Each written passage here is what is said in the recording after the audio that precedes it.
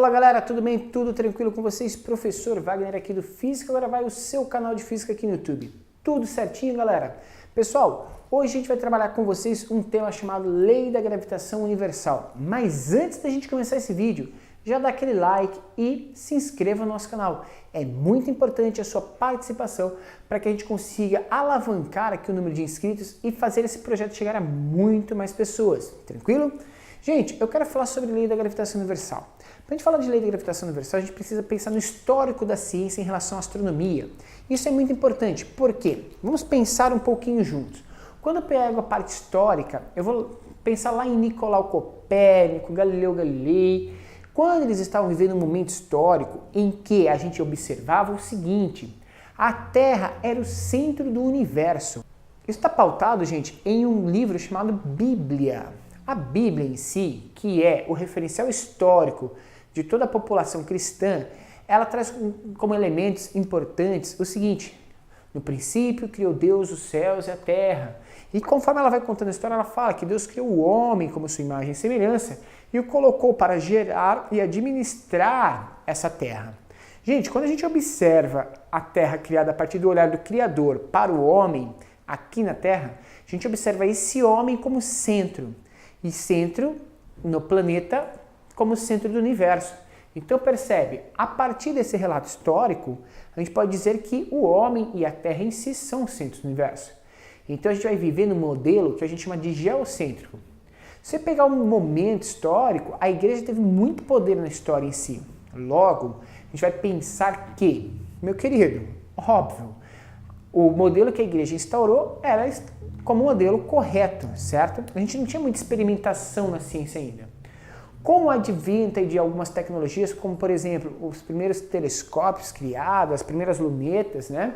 A gente conseguiu aí observar, né, como que esse sistema se movimentava e percebeu-se que existiam alguns elementos errantes no universo.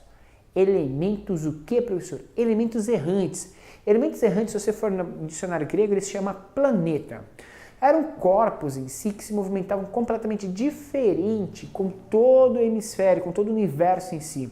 Então, quando todo o universo se movimentava nesse sentido, você tinha um corpinho passando no sentido contrário ou se adiantando em relação a esse corpo como um todo. Como que a gente intitula isso? Corpos errantes, movimentos que não estão de acordo com o sistema. Cara, para responder isso, precisou-se de muito estudo. Um dos grandes estudiosos e que pela primeira vez vai tentar desvendar isso é um astrônomo chamado Tycho Brahe, o maior observador astronômico da história da ciência. Só que Tycho Brahe, ele anotou aí mais de 50 anos de observação, mas ele não conseguiu concluir os seus estudos. E aí, ele tinha um aluno chamado Johannes Kepler. Johannes Kepler era matemático, altamente estudioso, teórico, e ele estava ajudando o professor Tycho Brahe, era um dos seus discípulos. Cara, quando Tycho Brahe acaba falecendo, Johannes Kepler herda todo o estudo. Então, Johannes Kepler nunca precisou olhar para o céu para desvendar todo o sistema universal e mais, para intitular aí leis que determinassem de uma vez por todas o movimento dos planetas.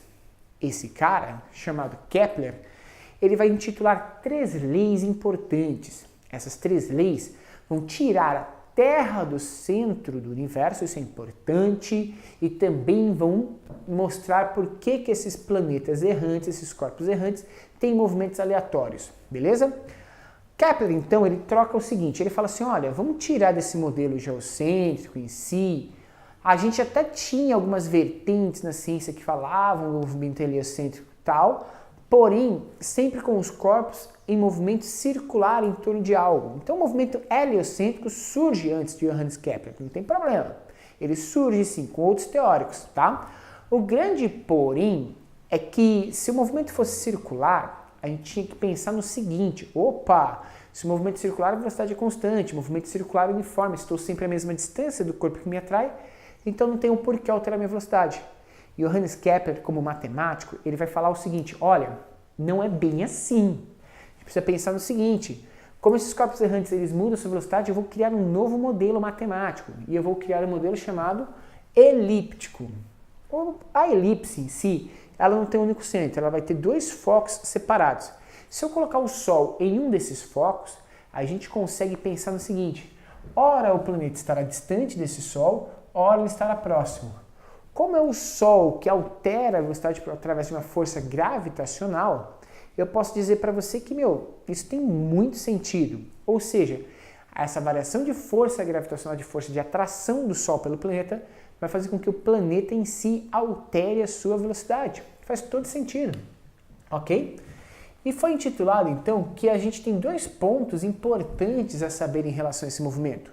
O primeiro ponto importante é chamado de periélio, ou seja, é o ponto onde o corpo está mais próximo do Sol.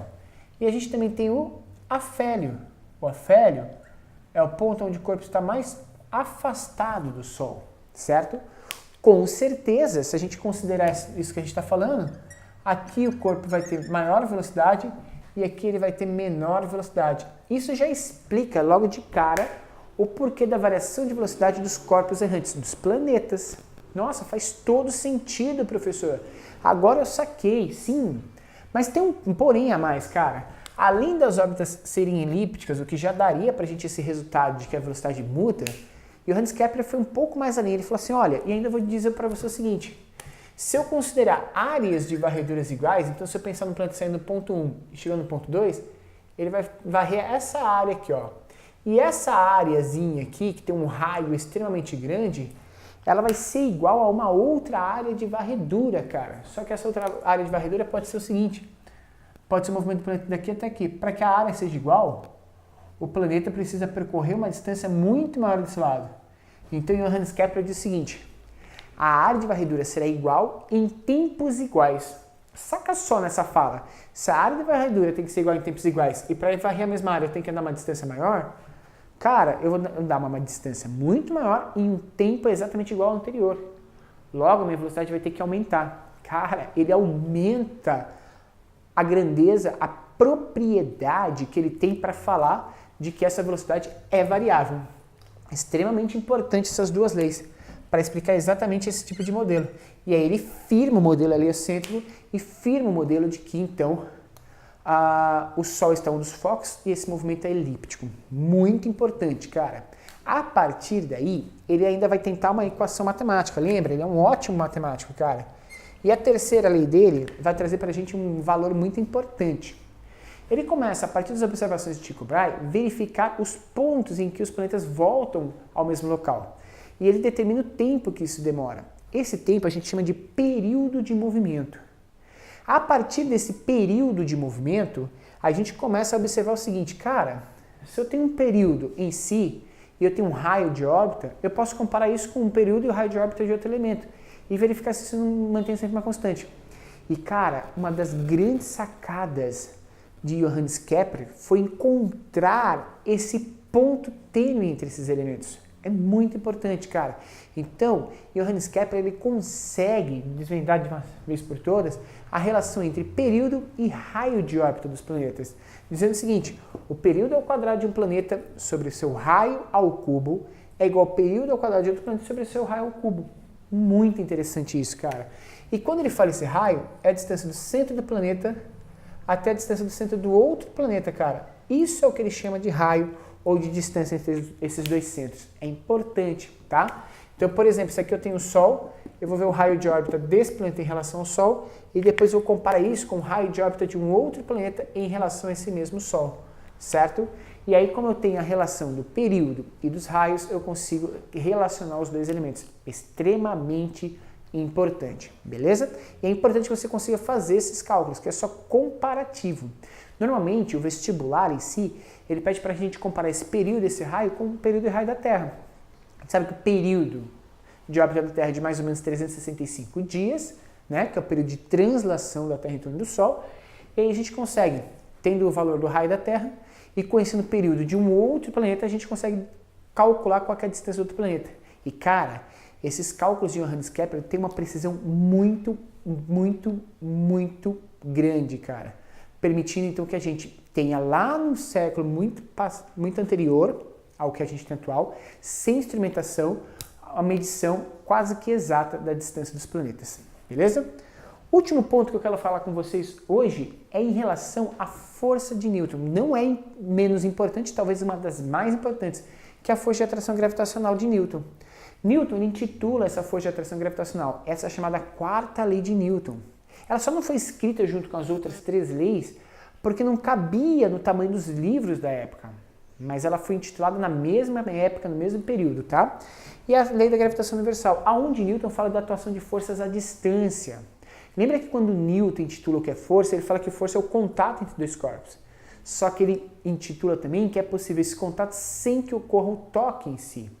Isso é a atuação de força à distância, por ação de um campo, nesse caso o campo gravitacional. A gente tem outras forças, como o campo elétrico, o campo magnético, ok? Até a força nuclear. Mas nesse caso aqui, a gente está falando de gravitação. E a gravitação, ela depende do seguinte, ó, guarda aí.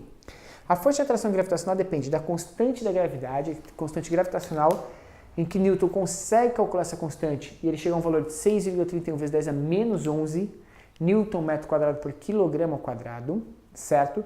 Alguns teóricos chegaram aí a valores mais precisos, cara, e muito recentemente, né? Em 2018, um grupo de pesquisadores chineses, se eu não me engano, chegaram a valores mais precisos. Mas, cara, a precisão em si, só para dados de pesquisas astronômicas. Para você que é aluno, essa precisão não importa, a gente vai manter sempre esse mesmo valor, beleza? Cara, outro ponto importante que a gente tem nesse tipo de pesquisa é o seguinte, a gente tem a relação das massas. As massas aqui, elas estão relacionadas a partir do seguinte, olha só, massa do corpo que atrai vezes a massa do corpo que é atraído. Então a força gravitacional depende da constante e do produto das 2 massas e é dividido pelo quadrado da distância entre esses 2 elementos, certo? Sempre em relação ao centro de massa desse corpo. Quando a gente percebe isso, a gente consegue calcular isso, a gente consegue calcular que existe atração gravitacional entre qualquer corpo que possua massa. Claro que você não está percebendo, mas você está atraindo gravitacionalmente tudo que está à sua volta. A grande questão que esses corpos não caem sobre você é que as massas são muito próximas e são inúmeras forças que façam que esse sistema se torne nulo e equilibrado. Mas se a gente for considerar esse sistema como um todo, a gente tem atração gravitacional sim entre corpos. Eu vou dar um exemplo aqui para você rapidinho. A força gravitacional, se eu fosse analisar entre você e um outro corpo, 2 corpos aí, um de 20 quilos, tá? E o outro de 50 quilos. Vamos pensar aí, ó. E se eu for analisar que vocês estão a 1 metro de distância, cara, já existe força gravitacional entre vocês. É uma força muito pequenininha. Se a gente fosse calcular isso aqui, ia ficar 6,31 vezes 10 a menos 8 newtons. É uma força pequena, mas é uma força considerável, cara. Principalmente quando eu vou pensar em lançamento de objetos em nível astronômico. E quando a gente percebe hoje que se discute viagem a Marte, lançamento de satélites, pouso de naves em cima de asteroides, é extremamente importante. Cada valor preciso é importante para que a gente consiga atribuir significado a esses cálculos, beleza? Então esse é um tema que não tem sido muito cobrado nas últimas provas, mas é importante que você saiba porque ele provavelmente será um tema corriqueiro a partir de então, por causa das grandes pesquisas que estão sendo feitas na área de astronomia. Tranquilo? Galera, se você curtiu esse vídeo, dá aquele like mesmo e compartilha. Eu vou ficando por aqui, espero que você tenha curtido essa aula e a gente volta em breve com outras aulas para vocês. Valeu, gente! Até o próximo vídeo. Ah, ativa o sininho aqui, beleza? Tchau!